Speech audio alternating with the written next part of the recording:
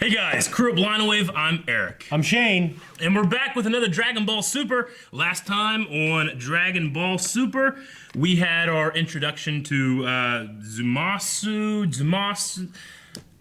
that guy? The green guy? The guy who needs to learn a little bit more about humanity. Yeah, he's a new Kai. He's training to become Supreme Kai.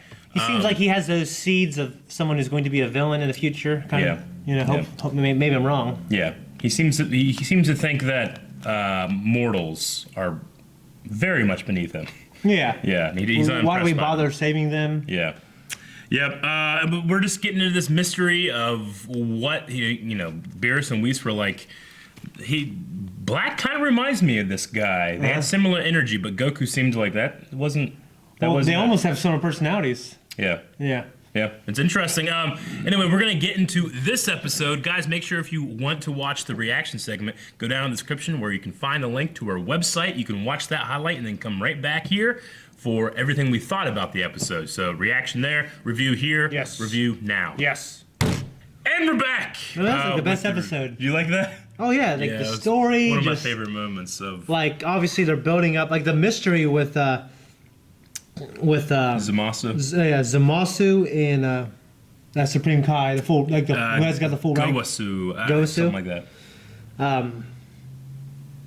Yeah, like I'm really kind of intrigued with what's going to happen with them. You know what I mean? I really love the detail that, like, the 5 rings or whatever, how many of there are in there, are all the same ring, but the green ones were created when someone has created an alternate timeline. So Cell and Trunks, and there's 2 others.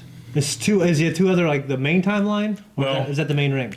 How many times does Cell just count as, or does Trunks count as 1? Because he went back in time to stop Frieza, then he traveled back, then he came back in time again, Did he create another divergent universe by coming back the second time? Oh, yeah, I guess there's probably a universe where he didn't come back. And then there's Cell, and then there's here. Oh, so that could be the 4. Okay, it could be, or do you know for sure? I don't know for sure. I really don't. Oh, okay. Yeah, I don't remember. Either I don't remember if they went over it, or if it's not that big of a detail. It's just okay. So what's up with the tea being a little more bitter? Mm-hmm. He says there's a bitter leaf. So does that something to do with his personality, or like is he trying to poison him? What would it be his goal in poisoning him? I don't know. To take the other earring. I mean, he doesn't hate Kais. Yeah, you're right.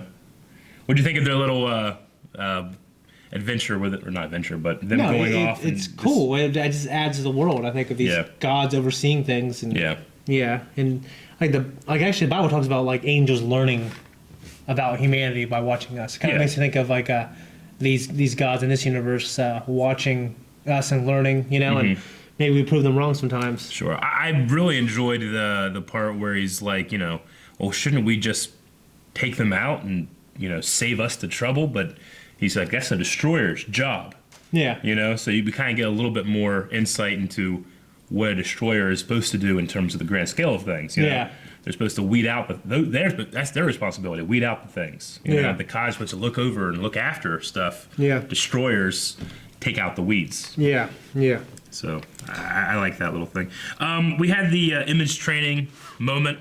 I thought for sure, I can't remember when. I thought for sure there's image training in Dragon Ball Z. I remember Vegeta thinking about fighting. Yeah. But it never was referred to before as image training. And certainly no one ever bled or out of their nose. Well, yeah, that Trunks doing it so intensely. Yeah. I mean, it makes sense that he would, because that's the only real kind of training he can get. Yeah. And I like how they brought back the Ultra Super Saiyan in a way that's meaningful. Yeah. Like, it's just remembering the past. Well, they seed it by showing it again, or Vegeta, using it in the hyperbolic time chamber. Yeah, and showing the limitations of the form. Yeah, but I love that he used it as a trap. He knew that Vegeta would be pissed if he used it. Yeah. So he did it to bring him in close. He closed the distance instantly by having Vegeta do it himself. So is he 2 now? He's 2. Okay. Anytime there's blue lightning in it, with that, it's 2. I know their hair's a little different too. I think it's a tiny bit spikier, more vertical. Yeah. You get like 1 strand or something like that. I don't know. But I like the little dig. He's like, hey, can you turn Super Saiyan 3 like Goku? Yeah. And Vegeta's like, I don't need that. Yeah. You're not saying, he's not saying like, I could do that if I wanted. Yeah. I don't know if he can, Yeah. But he can go Super Saiyan Blue. It's obsolete at this point, Yeah. I like the little flashback with Mai. I'm not flashback. Mai having a little. Mai's little image training herself. Yeah. Yeah. It's just it's a weird thing to think about because Mai technically is like 30 years older than Trunks is. Yeah. But she was reverted back to a child, and now she's a child fantasizing about this older man who really is 30 years younger than she is. You know? Weird. I just try to think. But it kind of like. It kind of like warps your view of the scene they actually had when Mai was dying and he was Mai, you know. Yeah. But here it's made to like. Killed her. Yeah. Oh man. I like when Beer. I love when Beerus bows. He breaks the table with his head. One of my favorite moments in Dragon Ball Super ever is he runs forward, bows. Yeah. He's got to realize what he's done, but he can't look up. You know. Yeah. I love it. You know, Zeno in the dub.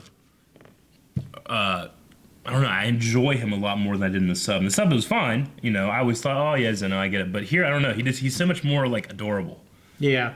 But I think that it's a great contrast to the amazingly destructive power he has. Mm-hmm.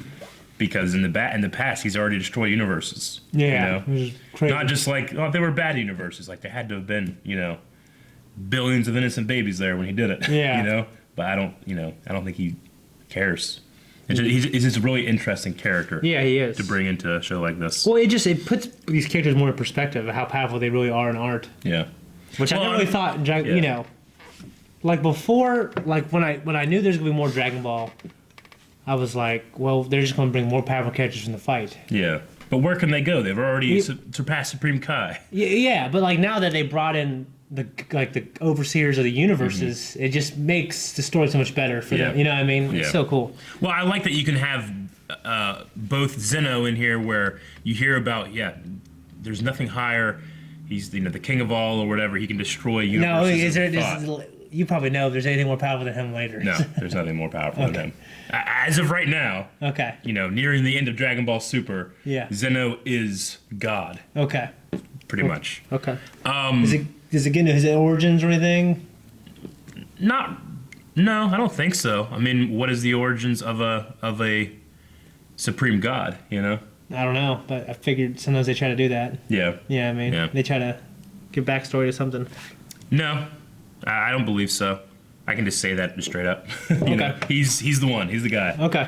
But I was saying, like, I like that you can have a character like that where it just diminishes Goku and Vegeta, and then you can have Trunks, like, realizing, oh my god, my dad has divine power, not just this Super Saiyan thing where we work hard and we try. Like, they've reached they reached for the heavens and they got there. Yeah. You know. Yeah. Like, I love the mountain of power that appears before Trunks, and he realizes, oh yeah, these guys could take out Black no problem. I'm fine, you know. Yeah.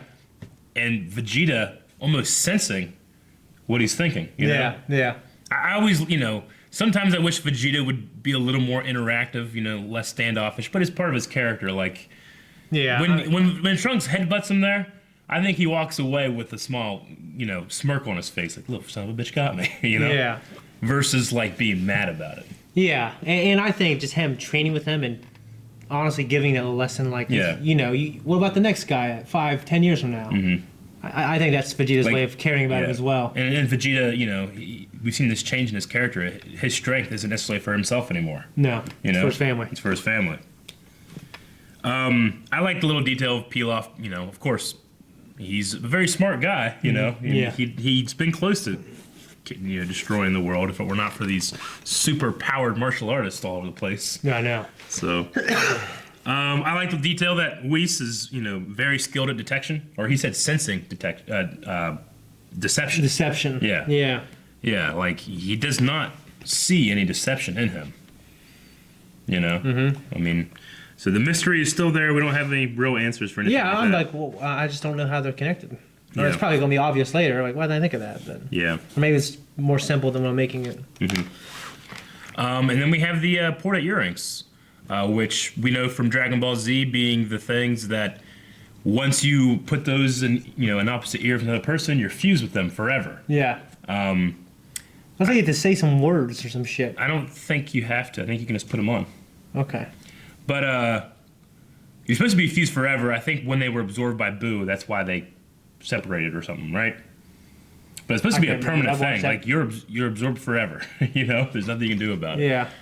Which is always interesting. But yeah, I mean, we have the introductions there, so that's or not introduction, but reintroducing that concept.